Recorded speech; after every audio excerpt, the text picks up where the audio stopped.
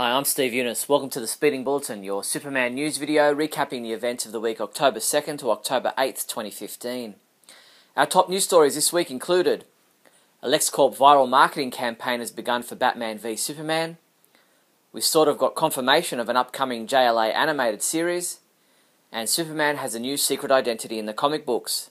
Let's check out these stories and more in this week's Speeding Bulletin.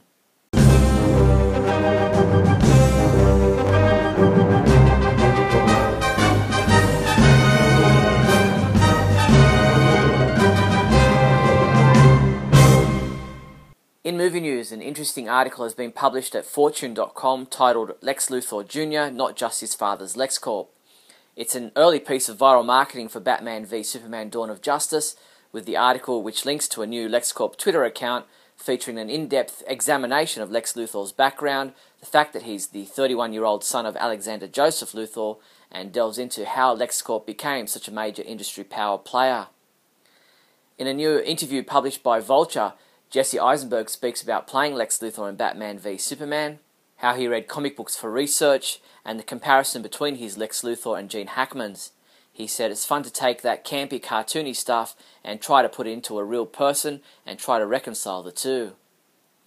In another bit of ingenious marketing for Batman v Superman, the Wi-Fi service for New York Comic Con is being made available thanks to the generosity of Lex Luthor.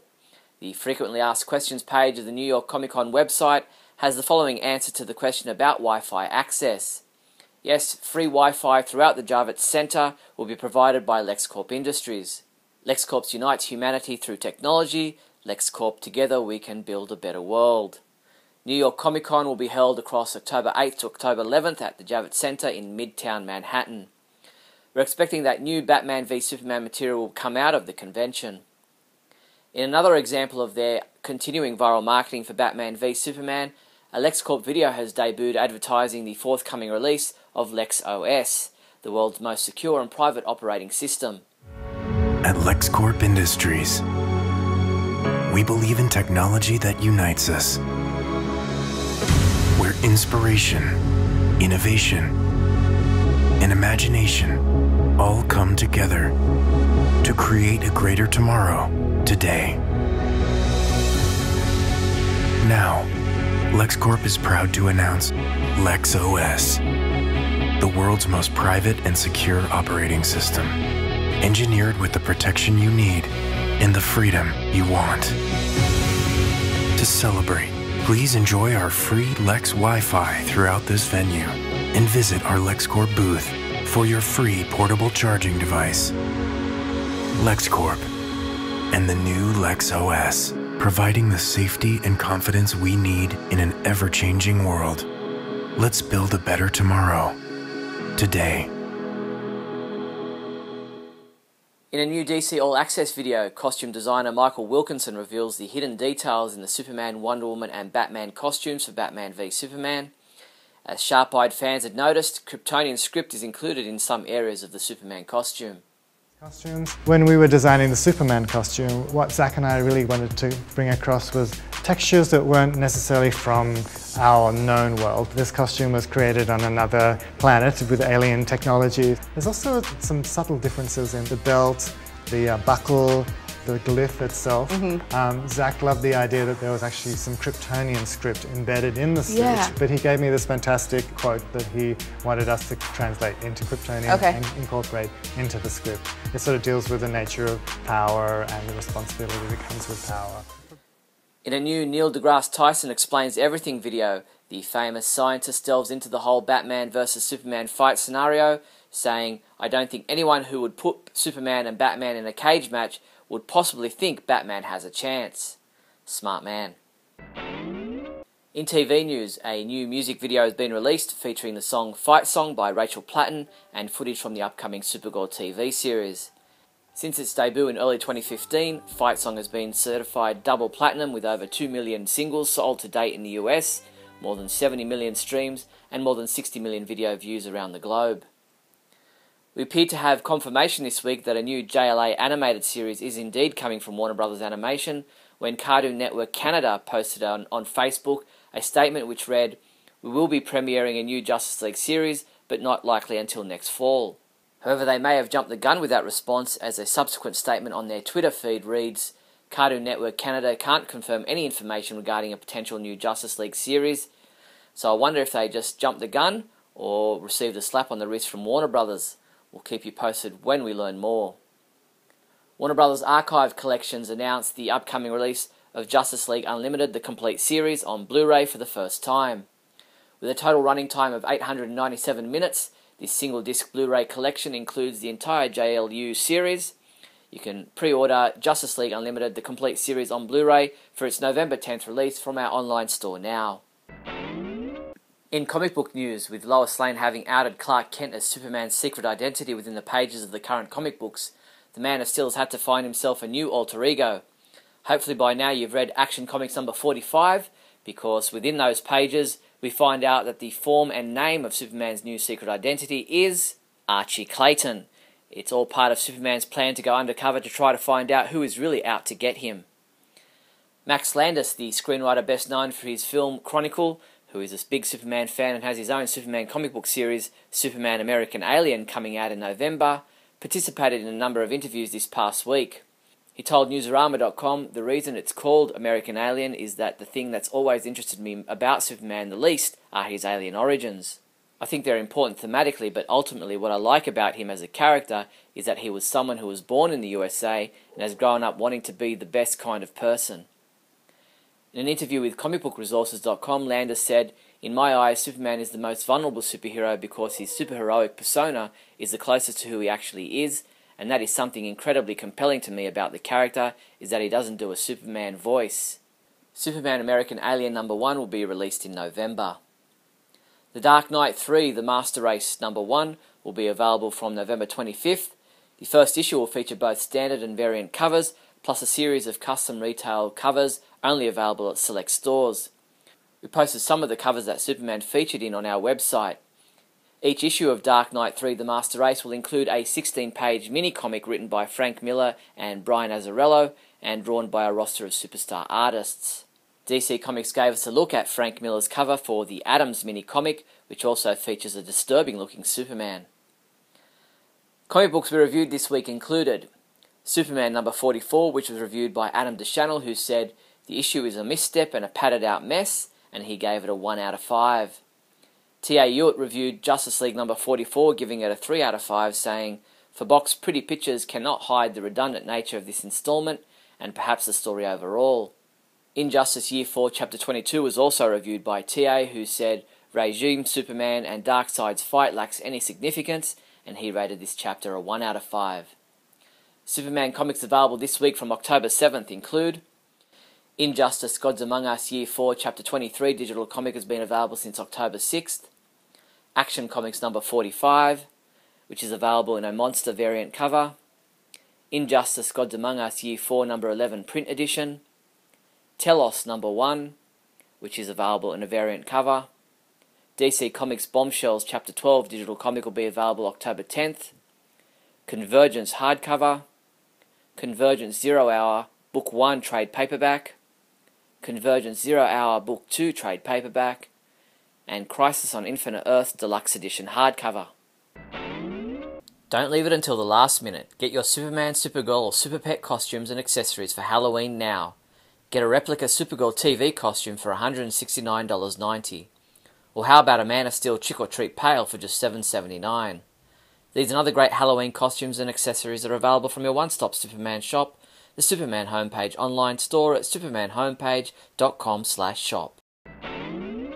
In other news, in 2013, the Royal Canadian Mint and DC Comics celebrated the diamond anniversary of the creation of Superman with the creation of a collection of coins. The coins were an immediate hit with the collectors and fans and led to a second series of Superman coins in 2014. Now in 2015, the Royal Canadian Mint has released a new wave of 4 half-ounce silver Superman and Supergirl coins for fans to collect.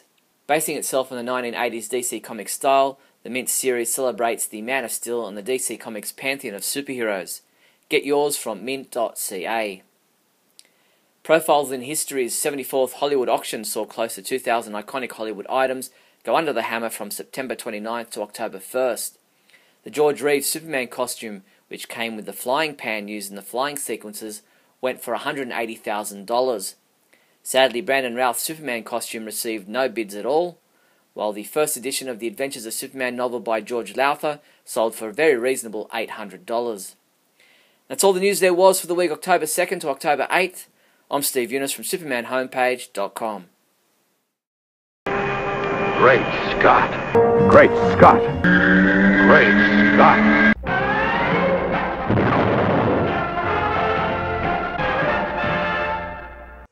Hello everyone, and welcome to another episode of Great Scott. I'm Scotty V. Thanks for watching. So this week we have New York Comic-Con, which is probably the second biggest Comic-Con next to the San Diego one that happens every year, where of course every movie and television show, even some of the ones that aren't superhero or sci-fi or geeky related in any way, shows up there with their cast, and they talk about things, and they have questioning sessions and answering sessions, and probably both of those together.